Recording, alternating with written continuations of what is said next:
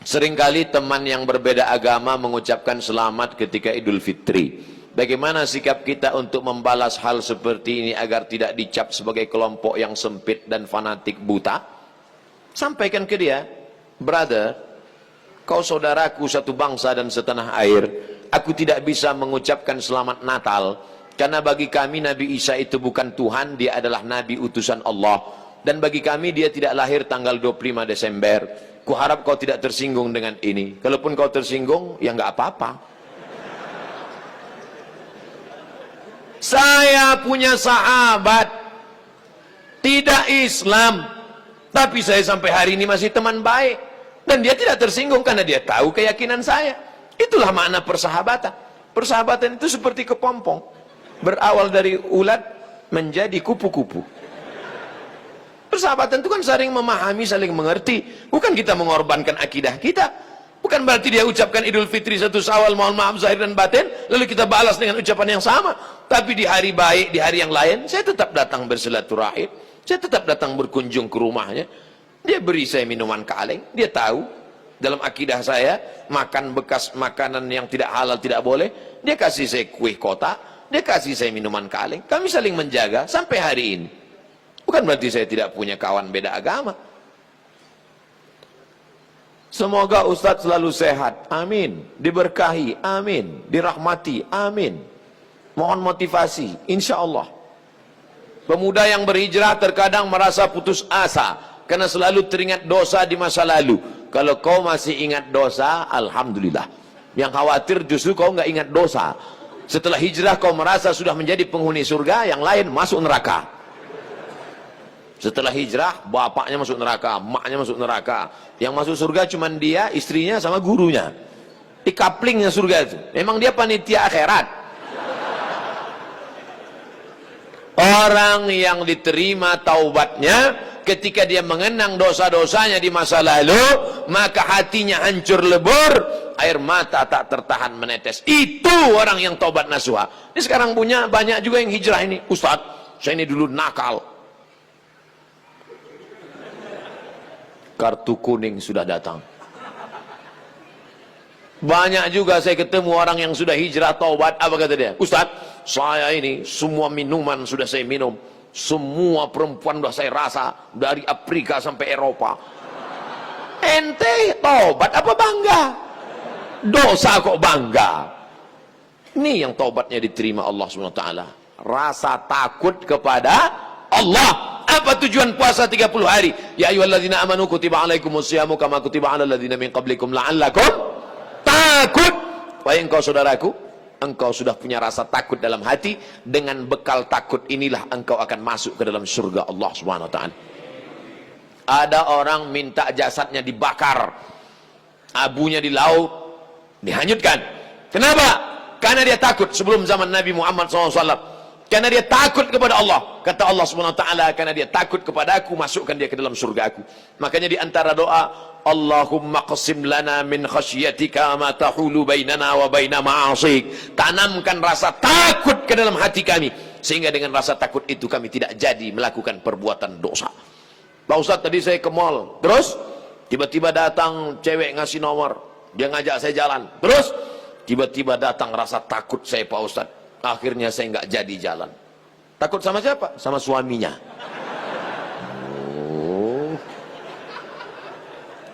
Untuk masyarakat Indonesia yang beragam, bagaimana model bertetangga yang diajarkan Islam dalam menghadapi perbedaan keyakinan dan latar belakang etnis? Saya nyewa rumah ngontrak di Mesir di lantai bawah. Di atas namanya Baba Yosef Hana. Baba Yosef Hana, agamanya Kristen Ortodok. Saya bertetangga 2 tahun, dari tahun 2000 sampai 2002. 2002 bulan November pulang. Suatu ketika kami datang mengadu ke Baba Yosef. Baba Yosef, kami tidak sanggup lagi bayar uang sewa rumah. Karena Baba Yosef mengatakan sewa rumah mesti saya naikkan. Karena saya kena kanker. Saratan bahasa Arabnya, saya kena kanker nak, maka sewa rumah mau kami naikkan. Kalau Baba Yosef menaikkan sewa rumah, apa boleh buat, kami pindah dari rumah ini Baba Yosef. Kenapa? karena kami juga lebih dahsyat kanker kantong kering. Tahun 98, 99, 2000 krisis moneter. Apa kata Bapak Yosef? Kalian jangan pindah, tetaplah di rumah ini. Setiap acara Pak Dubes datang, Bapak Yosef kami undang makan bersama. Dan dia juga tetap baik dengan kami. Kami tahu kami berbeda, maka mengucapkan tidak assalamualaikum, tapi kalau ketemu sabahal khair, selamat pagi, sabahan nur, selamat siang, masa al khair, selamat petang, selamat malam. Kami saling menjaga. Apakah karena berbeda lalu kemudian kami berkumpul bersama? Ini tuan rumah beda agama, mari kita siapkan pisau dapur, kita bunuh dia malam-malam. Wala ana abidum ma'abadtum wala antum abiduna ma'abud lakum dinukum waliyadin. Kami tetap bisa bekerja sama. Di Indonesia, tetangga dekat rumah saya non muslim, kami bertetangga, tidak pernah konflik sampai hari ini. Mereka saya khawatir yang ribut-ribut di internet ini yang nggak bertetangga malah ribut. Manusia gagal paham. Kalau ada orang gagal paham, kita kasih paham, insya Allah dia paham. Yang jadi masalah ini, ada orang-orang yang cari makannya dari gagal paham. Kalau nggak gagal paham, nggak makan. Bahaya ini manusia. Mesti dibina. Kalau tidak bisa dibina, dibinasakan. Ustadz, ibu saya meninggal seminggu yang lalu. Ibu saya meninggal hari Jumat ini 11 Rajab setahun yang lalu. Sampai hari ini belum hilang sakitnya. Apalagi kalau seminggu yang lalu.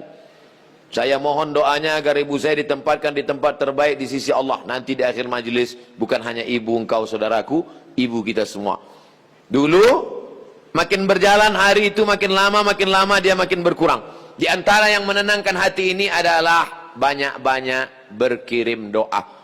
Habis setiap solat, Allah maghfir laha warhamha wa'afiha wa'afu anha. Kalau kau sanggup baca sekhatam Quran, bacakan sekhatam. Tak sanggup sekhatam, baca Yasin. Tak sanggup Yasin, baca Fatihah.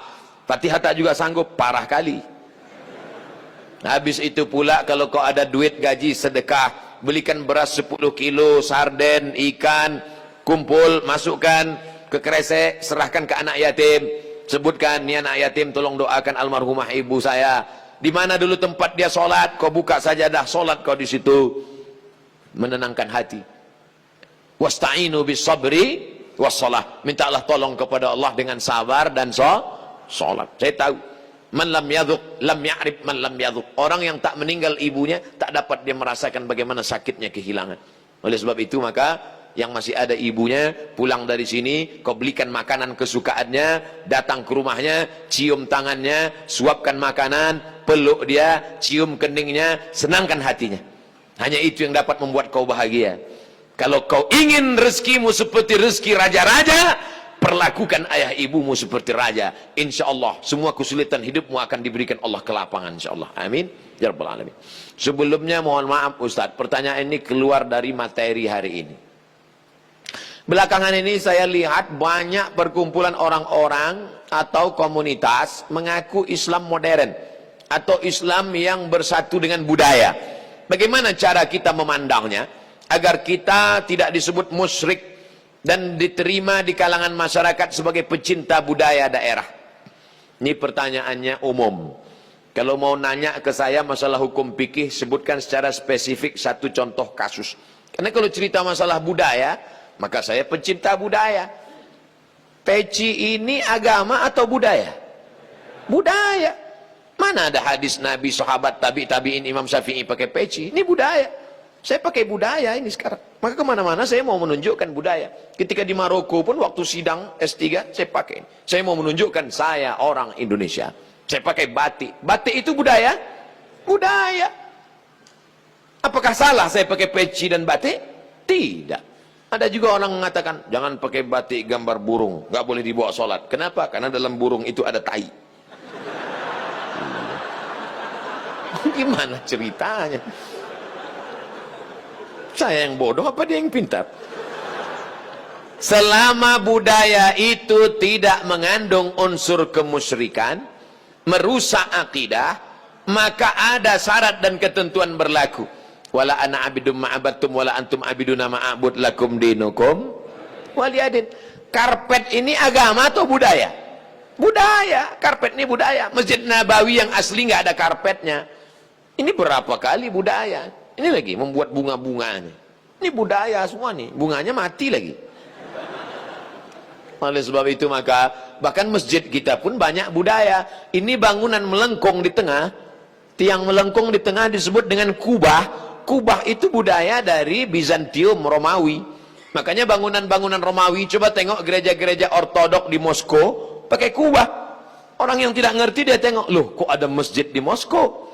Padahal itu katedral. Bangunan itu adalah budaya Eropa, budaya Bizantium, budaya Romawi kuno, diambil. Maka tidak jadi masalah karena tidak terkait dengan akidah. Begitu juga dengan tiang menara masjid. Itu bukan agama, itu budaya. Karena dulu di Mesir ada namanya tiang tinggi tempat api di tepi laut supaya para nelayan kalau tengah malam jangan sampai kapalnya nabrak ke pantai. Maka disebutlah tempat itu mercusuar, sehingga di tengah malam dia ngelihat. Waktu itu belum ada GPRS. Maka dia lihat, oh kita udah dekat di tepi pantai, maka layar mesti diarahkan ke melawan angin supaya kapal tidak laju, supaya tidak kencang. Lalu kemudian ketika orang Islam melihat ada menara tinggi, apinya dibuang, muazzinnya naik ke atas. Allahu Akbar, Allahu Akbar. Sekarang muazzinnya di bawah, mikrofonnya ke atas, sound systemnya di atas.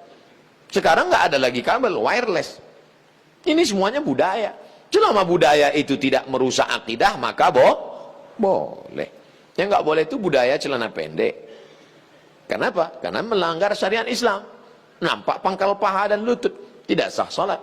Selama budaya tidak melanggar akidah, maka dia boleh dilaksanakan. Budaya itu apa Pak Ustaz? Hasil cipta karya karsa manusia. Yang tidak ada wahyu di dalamnya.